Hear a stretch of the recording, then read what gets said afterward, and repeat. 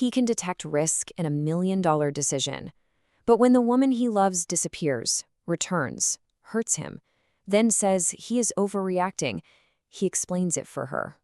He calls her distance trauma, her inconsistency fear, and his own anxiety, he calls that love. Why does his powerful intelligence suddenly stop protecting him in love? To answer that, let's get into our first section, the architect and the prisoner. To really grasp what's going on, we have to recognize that some men are not trapped because they can't see the evidence right in front of them. They're trapped because their minds are powerful enough to totally reinterpret it. It's actually a fascinating psychological mechanism. A smart man doesn't just ignore red flags, you see. His intellect actively rebuilds them into something completely justifiable. And in doing so, he becomes both the architect and the prisoner of his very own cage. Jungian psychology offers a really powerful explanation for this. Carl Jung introduced this concept known as the anima, which is basically an unconscious inner feminine image that's been shaped by a man's early emotional experiences, his fantasies, and his unmet needs. Now, when a man starts defending this deeply buried, unconscious image instead of looking at the actual reality standing right in front of him, while the invisible bars of that cage just snap into place. That brings us to section 2, the projector and the anima. Let's look at how this mechanism actually plays out in practice. Think of his mind like a vintage film projector sitting in an empty theater. When a real woman crosses his path and happens to activate that deep-seated inner image, attraction completely transforms into projection. The projector switches on, and it casts this radiant, idealized light right over her. And this is what brilliantly illustrates the trap. Because of that light, he completely stops asking, who is she consistently, and begins loving who she might become. One unusually tender night suddenly becomes ironclad proof of her true nature, her potential. Meanwhile, 3 painful disappearances are just written off as mere exceptions. His intellect stops testing the fantasy and instead edits every single contradiction, ensuring the illusion always looks perfectly logical. Which leads us into section 3, the labyrinth of familiar pain. So the crucial question is, why would this projected image lead him toward chaos instead of peace? Why choose the labyrinth over an open field? Well, it happens because our unconscious often recognizes familiarity long before the conscious mind actually senses any danger. Let's map out this cycle of repetition compulsion. It goes like this. If, as a child, love had to be earned through achievement or by constantly guessing emotions, step 1 is already set. Move to step 2. Calm, steady affection feels strangely empty to him as an adult. Step 3. An inconsistent partner feels incredibly important because the emotional task is familiar. And step 4. The compulsion repeats. It's literally like an adult man pressing a broken puzzle piece into the entirely wrong space, with his ego whispering, if I can just make this unavailable person choose me, I will finally prove I was worthy. Now, let's explore section 4, the courtroom inside the prison. This is the exact moment where high intelligence becomes a genuinely dangerous tool. You'd think being smart would automatically protect him from emotional distortion, right? But it doesn't. In fact, it gives him far more sophisticated ways to deny reality. The cage turns into a courtroom, and he steps right up to the podium as her ultimate defense attorney. He looks at the hard evidence of her behavior, but motivated reasoning instantly takes over. She lied because she was afraid, he argues to himself. He just continues building the defense.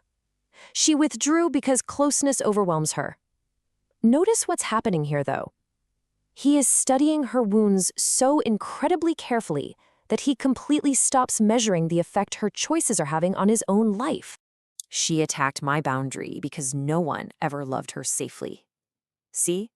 He has an airtight explanation for every single violation. But inside this courtroom, his compassion has slowly and quietly morphed into total self-abandonment.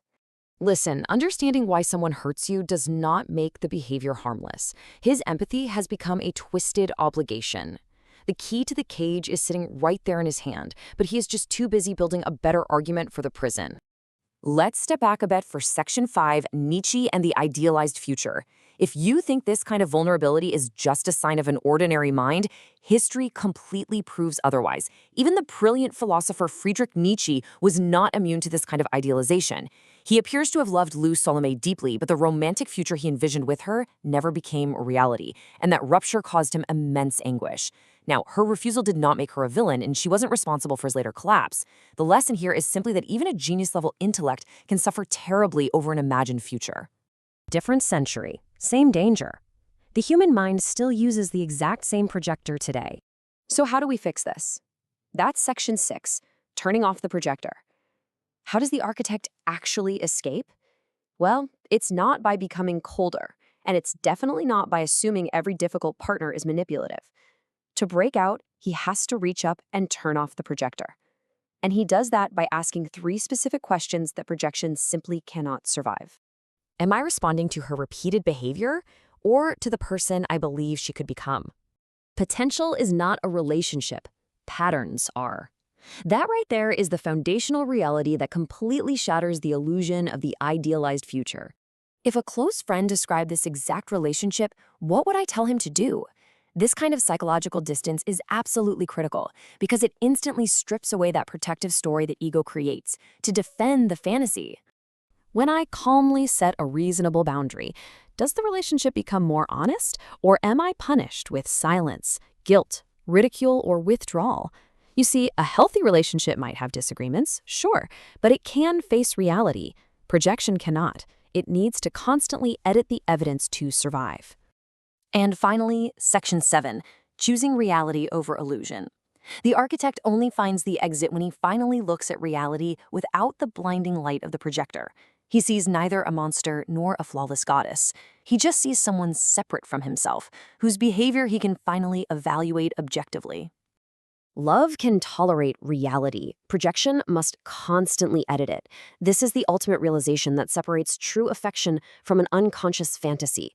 Withdrawing the projection means finally separating your compassion from your denial. True intelligence is having the courage to stop using explanations as protection from an unwanted truth. Real change doesn't look like some instant, glamorous healing. It begins with raw, realistic actions.